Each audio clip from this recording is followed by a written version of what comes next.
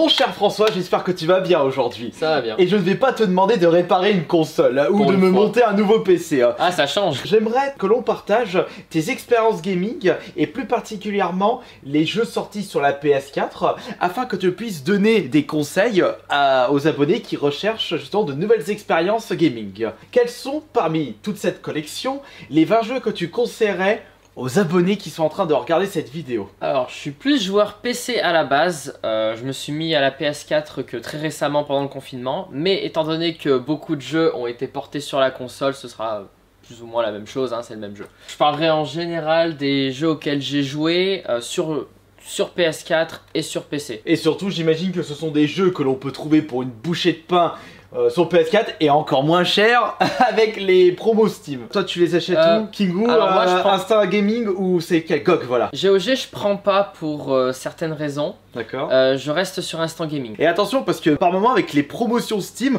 vous les avez moins chères directement sur le store Steam. Ouais. Donc faut vraiment regarder à droite à gauche pour récupérer des super mais des excellents jeux pour une bouchée de pain. Mais avant de continuer, je souhaite vous présenter le partenaire de cette vidéo.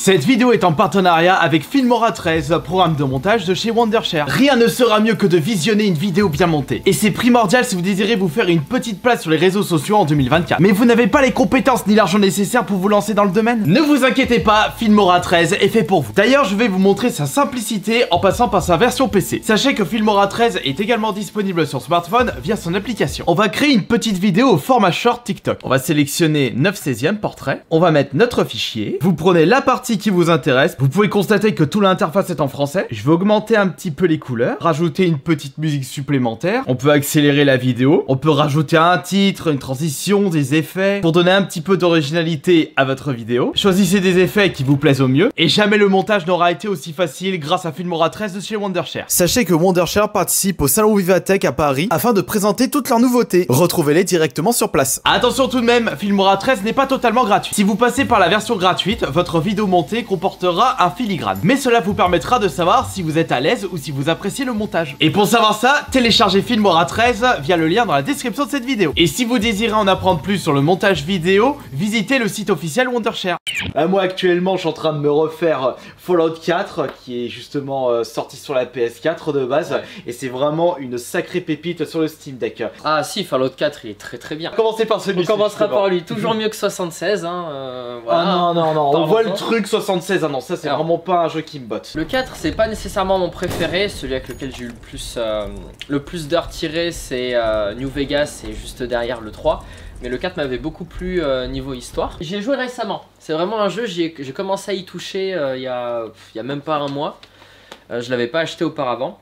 Et ça a été une bonne surprise globalement. Je préfère toujours New Vegas niveau scénario. Le 4 a quand même apporté beaucoup de choses niveau gameplay qui était assez chiante. Il a quand même son charme le Fallout 4, oui. Je prends quand même du plaisir. Il y a quand même des choses nouvelles par rapport à New Vegas et le 3. Surtout que je les ai refaits sur Steam. Mais au niveau des discours, des dialogues, il y a un cran en dessous dans le 4 par rapport aux autres. Oui. J'allais en venir justement, les dialogues par contre ça m'a moins plu.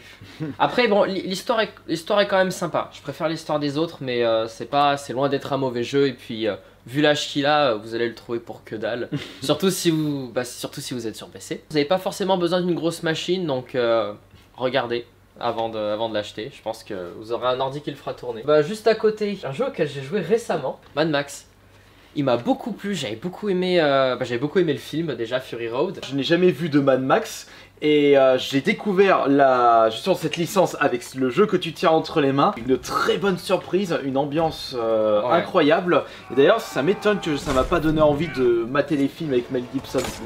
Regarde-les, ils sont sympas. Et ce jeu là je l'avais pris parce que je voulais prendre quelques AAA un peu vieillots on va dire, qui tourne sur mon One X Player. Donc en fait j'ai torché ce jeu sur le One X Player. J'ai tenté le 100% mais au bout d'un moment ça m'a saoulé les 4 FedEx. Je me souviens, c'était à une époque où je chassais à mort les trophées PSN et j'avais abandonné le platine à cause des 4 FedEx. Oh non mais chiant. Sinon en dehors de ça, très bon jeu, très bonne histoire, un scénario assez poignant hein.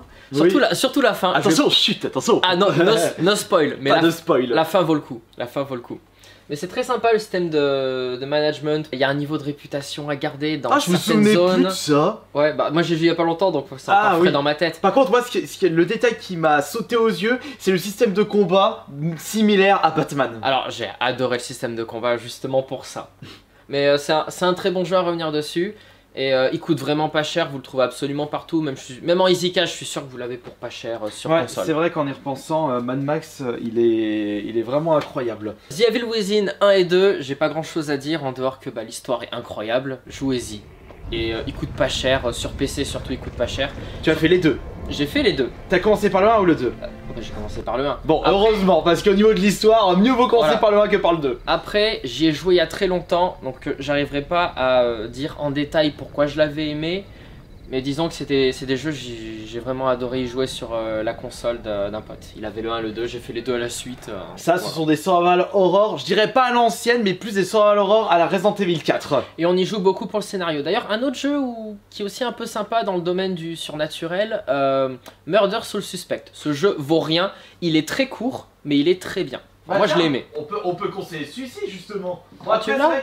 Je l'ai pas sur la PS4, j'ai une version Xbox One. Oh bah c'est pareil, jeu très bien aussi, il vaut rien du tout parce qu'il est très très court, mais de mémoire c'est un jeu indé. Oui, c'est un jeu indé. Moi le problème c'est que j'avais découvert les Sherlock Holmes avant de faire celui-ci, et je trouve qu'en termes de jeu d'enquête, ça vaut pas Crime and Punishment, ou le Sherlock Holmes, je dois avoir la version PS4 de... Je l'ai vu croiser, ouais. Je sais pas si j'ai Crime and Punishment et David Holter sur la PS4, je sais que... Si je les ai pas sur la PS4, je les ai sur la Xbox One. Oui. Mais que je vérifie. Mais dans tous les cas, Murder Soul Suspect aussi, il vaut rien, il est très bien, par contre très court, donc prenez-le vraiment à très bas prix.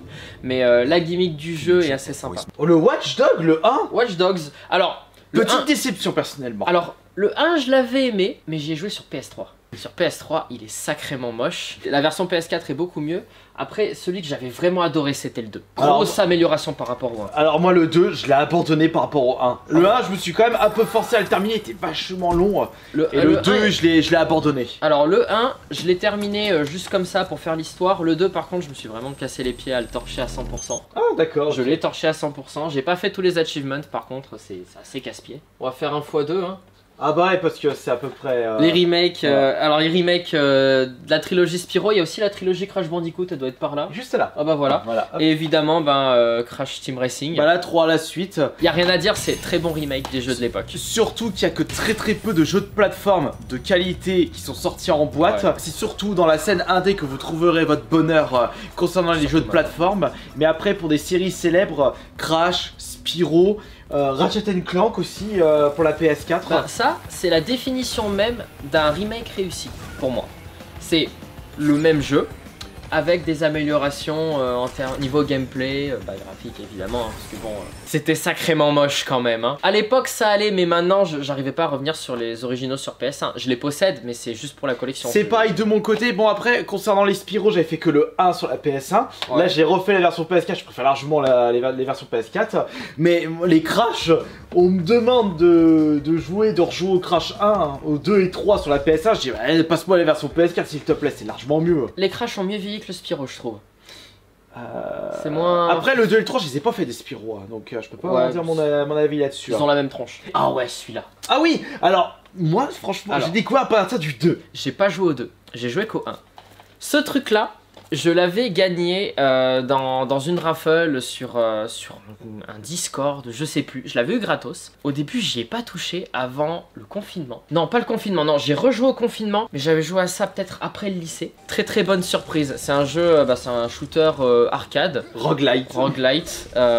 C'est un dé, je crois. Oui, c'est un dé. Et c'est pour ça que de mon côté, je vous avais conseillé dans mon top 5 des jeux PS5 à posséder. C'est le 2 ? Le Ziggurat 2. Ouais, j'ai pas une excellente surprise. J'ai pas encore joué. Celui-là, j'ai joué sur PC parce que vu que c'est shooter, c'est clavier-souris pour moi. Hors de question de jouer à la manette. Très bon jeu. Il coûte vraiment pas grand-chose, même d'occasion sur PS4. Sans trop chercher, vous le trouvez facilement pour 10-15 €. Sinon, bon, sur Steam, hein, vous le chopez sur Instant Gaming, il va vous coûter... Oh, il doit valoir 1 ou 2 euros, je pense. Ouais, la dernière fois que j'avais checké, il était à 5 euros, mais pour 5 euros, honnêtement, il se rejoue vachement bien. Et le fait de rejouer, c'est +1, +1, donc vous déverrouillez des personnages qui ont des capacités différentes. Et ça, je trouve ce concept incroyable, ça te pousse à refaire des parties. Très bien. Bon, il doit pas avoir autant de profondeur qu'un Slay the Spire, mais il est très bien quand même. J'y jouerai pas à Slay the Spire. Slay the Spire 2. Faut-il vraiment en parler? Vraiment.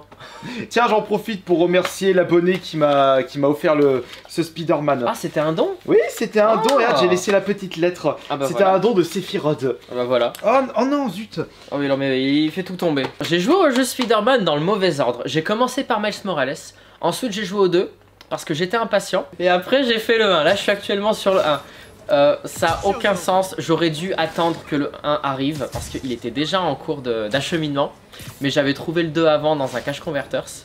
Et bon, il est très bien, hein, c'est pas grave si j'ai été spoilé par la fin, mais jeu qui a très bien vieilli. D'ailleurs, j'ai pas acheté la mise à jour remaster, je suis vraiment sur la version purement PS4. Après, le jeu qui a très bien vieilli, c'est de la PS4, c'est pas de la PS2, ou c'est pas le Spider-Man de la PS1. Oui, c'est ça. Bon, il est juste bloqué en 30 FPS, je t'avouerai que sur la PS5, ça fait un peu bizarre, mais j'achèterai la mise à jour quand je rentre, on verra bien. Un autre jeu auquel tout le monde a joué et que j'avais bien aimé aussi, Horizon Zero Dawn. Après, tout le monde a joué, peut-être pas. Ça se trouve, tu vas donner envie à certains abonnés qui sont en train de regarder cette vidéo de découvrir pour la première fois, je dirais, ce monument exclusif à la console PlayStation. Après, bon, énormément de gens y ont joué à ce jeu. Zero Dawn, j'avais beaucoup aimé, je l'avais trouvé vraiment pour pas cher, je l'avais eu pour genre 8 euros à la fin du confinement. J'avais déjà ma PS4 à ce moment-là. Et j'avais bien aimé, j'ai dû y mettre quand même beaucoup d'heures parce que le jeu est particulièrement long. Oui, il est long. J'ai trouvé un petit peu chiant à des moments, d'ailleurs je me souviens même plus de la fin. Ce jeu m'a vraiment marqué. Ça reste un bon jeu pour moi, je jouerai à Forbidden West à l'occasion, je me ferai ma propre opinion, il y en a qui aiment, il y en a qui aiment pas. Ce jeu, personnellement, je le trouve sympathique. Voilà, il était bien. Honnêtement, pour 7 euros, j'en ai eu pour mon argent. J'ai vu que le 3, mais honnêtement, tous les autres... Bah, tu mettrais la trilogie Mafia. La trilogie Mafia en général, très très bien aussi. Bon, si vous aimez GTA, dans les années 50, je crois. Non, je crois que c'est pendant ouais, c'est donc pendant la Seconde Guerre. Bon, ça j'y ai joué sur PC, aux versions originales. Le 2 a été mon préféré aussi. Le 1, je l'avais lâché parce que j'arrivais pas à une mission sur la PS2. Ouais. Le 2, je l'ai terminé, incroyable, une masterclass. Le 3, je l'ai lâché parce que ce que j'aimais bien dans Mafia, c'était l'ambiance années 40-50, oui. L'ambiance prohibition, c'était avant la Seconde Guerre. Il avait un look un peu trop moderne sur le 3. De mémoire. Le 2 masterclass, mais jouez quand même au 3. Dans le même style, si vous aimez les jeux qui ont une ambiance rétro, elle est noire. Oh oui, oui. Pour certains, le jeu a pas spécialement bien vieilli, surtout pour les animations faciales, mais ça restait quand même assez innovant comme gameplay. Oh bah tu l'as? Ouais, il est là. Oh bah cool. Bon bah voilà, une petite merveille. Celui-là j'ai joué sur PC et PlayStation 3. Très très bon jeu aussi, coûte pas cher, vous le trouvez n'importe où. Tu sais que tu me donnes envie de le refaire celui-là. Ah mais fais rejouer, il est très très bien. Je l'avais fait sur la 3.6, je sais pas si je l'avais refait sur la PS3, mais je m'étais éclaté sur ce jeu. Une chose que je lui reprochais quand même, la carte un petit peu petite. Oui mais attention, c'est pas un monde ouvert, ce sont des missions. Oui, c'est des missions. Et il y en a qui ont été déçus parce qu'ils pensaient jouer à un jeu monde ouvert, alors que c'était pas vraiment le cas avec Elle est Noire. Techniquement, on peut se balader librement, mais la carte était un peu petite, mais ça empêchait pas d'aimer le jeu. C'est un jeu d'enquête avec quelques phases d'action. C'est comme ça que je le considère. Tu joues pas pour avoir un GTA 5 dans les années 50. Non. Ah bon? Alors ça c'est un choix très insolite. Explique-nous pourquoi. C'est dans les premiers jeux auxquels j'ai joué sur GameCube. Ah bah je l'avais Symphonia, ah bah oui, ouais, Tales of Symphonia. Je l'avais sur GameCube avec la GameCube Tales of Symphonia. J'avais fait une super affaire en vide à l'époque. Bon, la GameCube je l'ai plus, pour certaines raisons. Et j'avais eu, je crois... j'avais un Wave Race aussi, il y en avait un sur GameCube. Oui, il y avait un Wave Race, tout à fait. Lui, je l'avais pas trop aimé, mais celui-là, génial, l'histoire incroyable. Et d'ailleurs, je l'ai racheté sur PC. Il était à 5 € en promo sur Steam, j'ai pas pu résister. Oh bah oui. Je m'y suis pas encore tout à fait remis parce que, bon, le jeu est quand même super long. C'est un JRPG aussi, ouais, les JRPG, j'ai toujours eu un peu de mal. Mais celui-là en particulier, j'avais bien aimé. Et d'ailleurs, c'est le Tales of préféré de beaucoup de gens. Ah oui, oui, ouais, ça c'est vrai. Oui, parce que on n'a pas eu beaucoup de Tales of sortis en France. Tales of Symphonia est une petite exception, parce qu'il y avait des Tales of sur PS2. Ouais. Arrêtez-moi si je me trompe, mais ils n'étaient pas sortis en version française chez nous. Ils ont fait des versions HD sur la PS3. C'est une série très populaire, mais on a eu, et c'est pour ça que le Symphonia, parce que c'était l'un des très rares à être sorti chez nous en français. Mais Tales of Symphonia, très bien. Si vous le trouvez sur console récente, prenez-le. Pareil, hein, l'original sur GameCube, si vous pouvez faire une affaire, prenez-le aussi. Sinon, si vous voulez vraiment payer, l'avoir le moins cher possible, ça sera PC. Le jeu est très vieux, il n'a pas besoin d'une grosse machine. Alors ça, c'est faut aimer. Oh, attention, c'est très particulier. Il faut aimer, c'est vraiment pour ceux qui aiment. Hein. C'est Baldur's Gate 1 et 2. Juste parce qu'il y a la compilation disponible sur PS4. J'y ai joué originellement sur PC, parce que c'est de base, c'est un jeu PC. C'est vachement vieillot comme truc. Voilà l'original. Je l'ai en version Big Box parce que moi j'avais beaucoup joué à Shadow of Am. Ça n'a rien à voir avec le 3. Pour ceux qui ont joué à Baldur's Gate 3 uniquement, ça n'a rien à voir avec le 3. Le gameplay est complètement différent. Vous avez 20 ans de différence. Le jeu Baldur's Gate 2 est sorti en 2000. Le 1 c'était 96, 97. Je sais plus. L'enfant de Bâle est réveillé. C'est un jeu très bien. Si vous voulez prendre le temps de le découvrir, il vaut plus rien sur PC. Ça va être 1 €. Je crois même qu'il coûte rien du tout sur Steam. Donc vous pouvez le prendre sur Steam directement, mais il vaut le détour. Un jeu auquel les gens ont un peu plus joué, Dying Light, pas le 2 j'y ai pas joué, donc j'ai pas d'opinion là-dessus. Je l'ai abandonné le 2, il était naze. Je vais quand même y jouer parce que je l'attendais, j'attends juste qu'il soit suffisamment peu cher pour que je le prenne. Mais le 1, je l'ai adoré, je ne peux que le recommander, la carte est très grande, l'histoire est très bien, j'ai bien aimé. Et bon, les mécaniques sont très sympas, mieux que Dead Island. C'était un jeu auquel je jouais en même temps d'ailleurs. Et c'est fait par le même studio de développement, Techland. Voilà. Techland qui ont fait auparavant les Dead Island. Et ça, ceux-là, je vous les recommande. Mais de toute façon, que ce soit Dying Light et Dead Island, les deux sont recommandés. Dead Island, j'ai fait le 1, j'ai adoré. J'ai fait Riptide, je l'ai détesté. J'ai vu peu de différence d'ailleurs. Donc Riptide. C'est 1.2, Riptide. Riptide, c'est 1.2, vous pouvez le zapper. Dead Island 2, j'y ai pas encore joué. Mais oh, pas encore moi non plus. Faut que je le trouve sur la PS5. J'ai des potes qui ont joué, ils m'ont dit qu'il était super et qu'il était incroyablement optimisé. J'avais dit en début de vidéo que tu devais conseiller 20 jeux PS4, mais je sais même pas montrer combien. Aucune idée, on verra bien dans le montage si on a fait une boulette ou pas.